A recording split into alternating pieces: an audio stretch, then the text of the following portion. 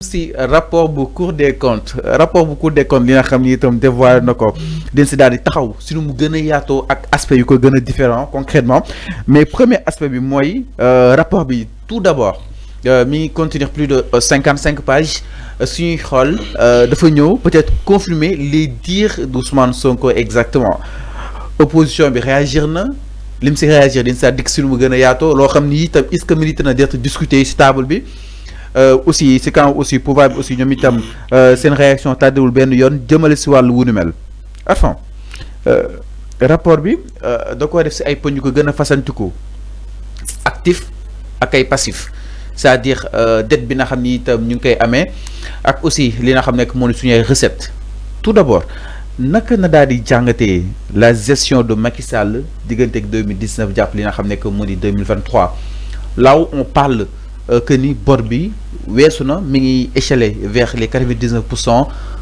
plus lu Ousmane Sonko waxoon que ni 83% la woon concrètement. xam nga sénégalais yi dañoo yàggane na Cour des comptes publier rapport bi Cour des comptes lu tax mu jox ko président de la République lu tax mu jox ko primature lu tax mu jox ko le président de l'Assemblée nationale lan lay xaar pour publier maa ak yow def nañu fii émission. mais loolu aussi ba tey suñu xel dal. alors bi nga taxaw fii ne Birahim Seck.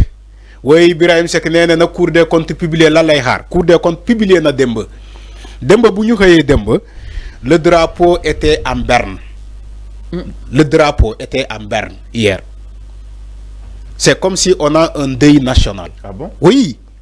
Yow yaa gis drapeau bi nekk le drapeau était en berne hier au palais en berne ci le rapport de la Cour des comptes c'est comme si on est dans un deuil national. 3 jours de deuil national sur ce carnage foncier, ce carnage financier boo xamante ne l'ancien régime de Macky Sall def na ko te ñun ñu yàggu ko wax fii nga ne non oui est-ce que la carrière politique de Ousmane Sonko n'est pas menacée toutefois oui rapport de la Cour des comptes bu waxee leneen yenn les souteneurs de Macky Sall loolu ngeen yàgg a wax. oui Ousmane Sonko est-ce que carrière menacé wuñu ko oui est-ce que Ousmane Sonko nekkul di acharné wu ci les anciens ministres des finances. gis nañ ko démb.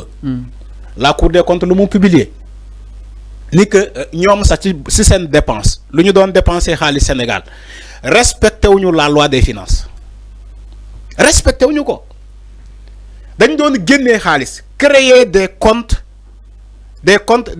comment dirais-je occultes. Des comptes occultes xam nga Macky Sall daanoon a taxaw fii ne des forces occultes xam nga moo boobu lu tax muy employer les forces occultes parce que moom Macky Sall il avait créé des comptes occultes dans ce pays il avait créé des comptes occultes di dem lebi xaalis sans que même comment dire la loi des finances mu reconnaître ko sans que même banques yi ñuy teg Sénégal pour ñu saytu ci les finances pour ñu saytu ci le financement public banques yooyu ils étaient même pas au courant ni l'État du Sénégal am na compte au niveau de la banque agricole ñu dem ubbi banque agricole compte boo xamante ne amul benn kayit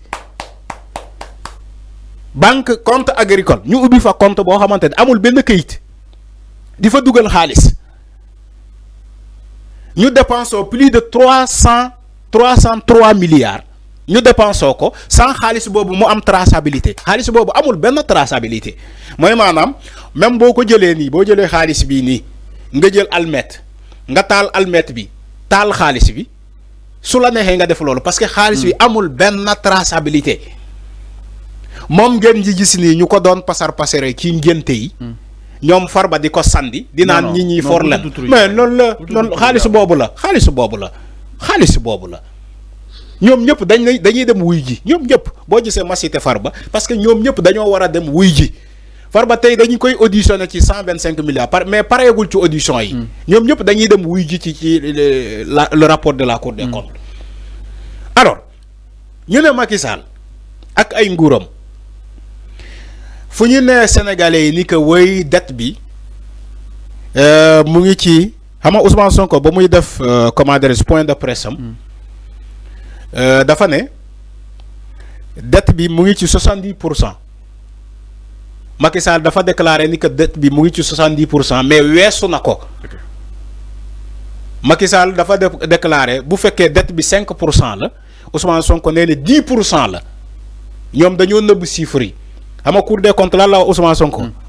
Cour des comptes ne ko Cour des comptes ne ko yow premier ministre yow yaa baax yow da ngaa baax sax yow li nga wax ni donte am na mais lu jéggi loolu yow sax da nga baal ñii Cour des comptes mooy wax de mu ne Ousmane Sonko dette Macky Sall bi. ak ay nguuram ëpp na 10% bi nga doon wax mu ngi ci 30%.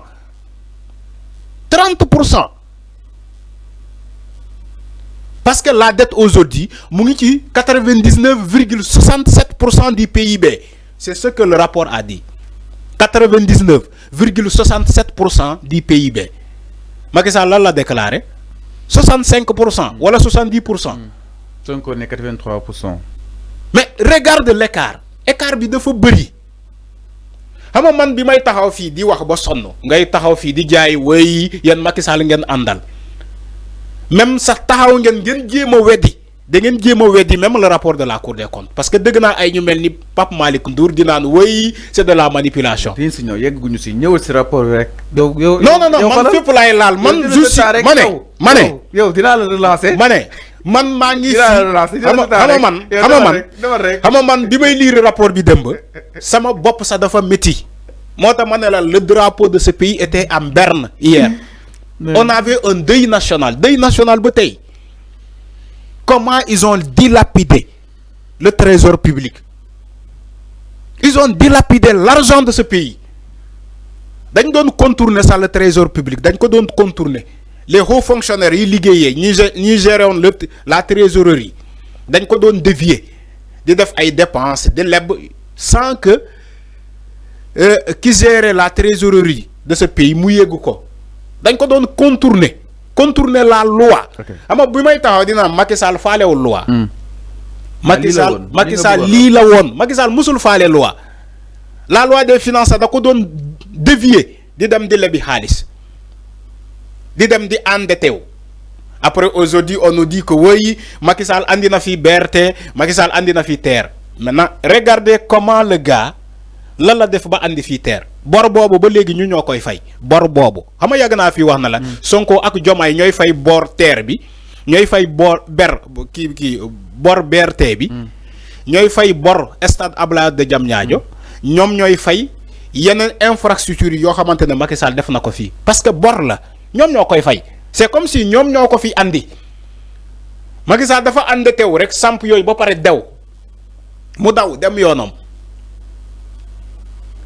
Comment un rapport bu ñu publier bu jël diggante 2019